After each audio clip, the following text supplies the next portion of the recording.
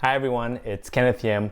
Monday, April 6, 2020. A few of you have reached out to me asking me how the market is. So I thought I'd answer this question of, is it a good time to buy real estate right now or sell real estate? The short answer is it really depends on your situation. Every situation's different. If you're trading up, I think it's a great time. You buy low, you sell low, right? Or maybe it's not low. So stay tuned, watch the video. I'll give you some numbers and you can make your own decision. Add it up. So first of all, let's look at downtown Toronto condos, and here's the numbers. So let's take it back to the second week of March, just after the province announced that they're going to close all schools so that people coming back from March break don't spread the virus through, kids going back to school and all that. So the average price was $808,000 for a downtown Toronto condo, and there was 129 sales that happened that week with 282 listings that came onto the market. If you remember my previous videos, the sales to new listings ratio gives you a temperature of the market. It tells you if there's enough new inventory to replenish the sales that happened that period. It's just a basic figure to tell you the supply and demand. So at the end of week 2, we had a sales to new listing ratio of 45.7%, which I would say is probably balanced. It's pretty good. So we're going along there. Then week 3 happens. And then Doug Ford declared Ontario a state of emergency, and people started to take this virus pretty seriously. So the price dropped on average down to $736,000 for a downtown Toronto condo. And that was 75 sales that happened during that week with 295 people listing their properties. So that dropped the sales to new listing ratio down to 25%, which I would say is now a buyer's market. And it gets scarier from there. So the fourth week of March, so during that fourth week, Doug Ford closed all non-essential businesses, if you remember, for 14 days. So now the City of Toronto Mayor John Tory announced a state of emergency for Toronto. So again, the price dropped down to $706,000 for that week. And same week, there was 40 sales that happened, so even less sales, and a little bit less new listings, 195. Divide the two numbers together, you get 18.5% for the sales to new listing ratio, which is a low number. So that means it's really a buyer's market.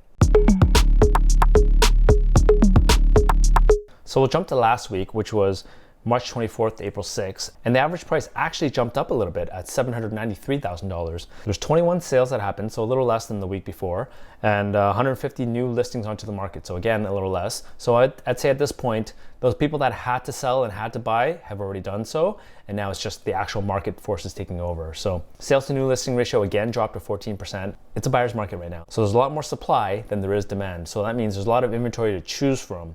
It might actually be not a bad time to buy. And then we have some wonderful stats from BrokerBay, which is our front desk software. Now, I know not everybody in the city uses them, but the majority of good brokerages have access to them. And I'm thankful that we're using them because we have actually pretty good analysis from them. So in the first half of March versus the second half, where the first half didn't really take too serious, so it's from the 1st to the 15th versus 16th to the 30th of March, showings were down 66%.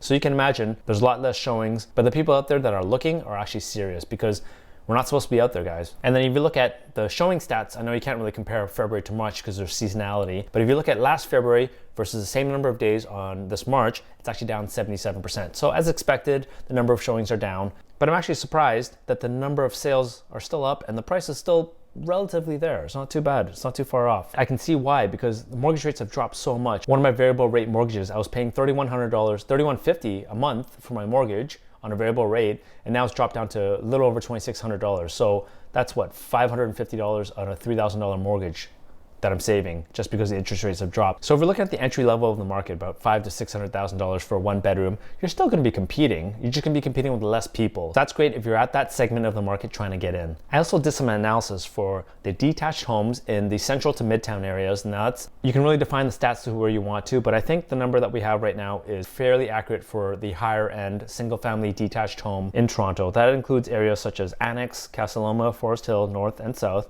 Lawrence Park North and South, Leaside, Mount Pleasant East and West, Rosedale, Yonge and Eglinton, and Yonge and St. Clair. So that's kind of the central areas, close to TTC Transit, areas with good schools. Not to say other areas don't have good schools, but it's just hard to draw the boundary of where to cut off and all that stuff, right? So, and if you look at the average price, during the second week of March, the average price was $3 million. Then it drops down to 2.2 the following week, and then week 4 in March, we're looking at 1.9. And just last week, the average price of a single detached home in those areas was $1.7 million. And that also includes all the gut jobs and also the high-end homes. So it's really hard to distinguish that. I just think the higher end market, the single family detached market, probably is coming down just a little bit.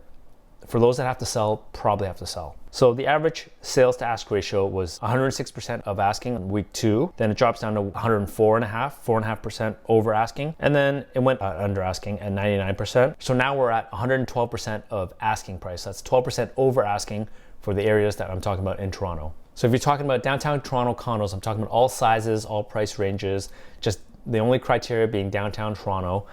We're looking at 7% over asking on the second week of March at the beginning of this pandemic. Then it went to 6% over asking. Then now it's 3.25% over asking. And now it's 1.5% over asking. So there's a bunch of ways to look at this. If you look at the sales to new listing ratio, then it just shows that there's a lot more inventory than there is buyers out there. For downtown Toronto condo, that's Dufferin to DVP, just south of Bloor, the sales to new listing ratio is trending towards more of a buyer's market, meaning that there's a lot more inventory out there than there is buyers. So whether those sellers are willing to drop their pants on their price, I'm not sure. There's only one way to find out, by putting offers in.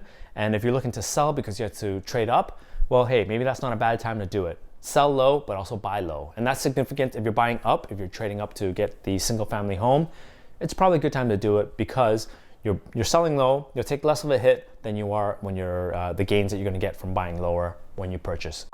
Wait, guys, I'm not asking you to hop in your cars and look at places. If you absolutely need to move, there's other virtual ways to look at properties. We could look at them online. Technology is really good nowadays, and you can make a decision that way. So let's just please stay home and not spread the pandemic anymore. This virus is serious. It's gonna kill a lot of people unnecessarily. People that we love and people that others that we love.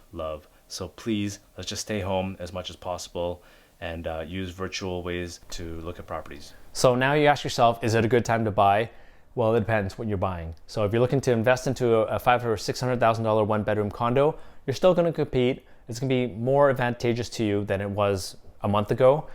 I don't know how long that trend's going to be, but we'll see. And if you're looking to move up, maybe from that one-bedroom $500,000, $600,000 condo, maybe it's a good time to sell it. So maybe you won't get as much as you were before about a month ago, but at the same time, you're not going to be paying as much on the buying side before a month ago. So if you're trading up, maybe it's not a bad time to do that. Call us at the number below, reach us on social media, and one of us will get back to you.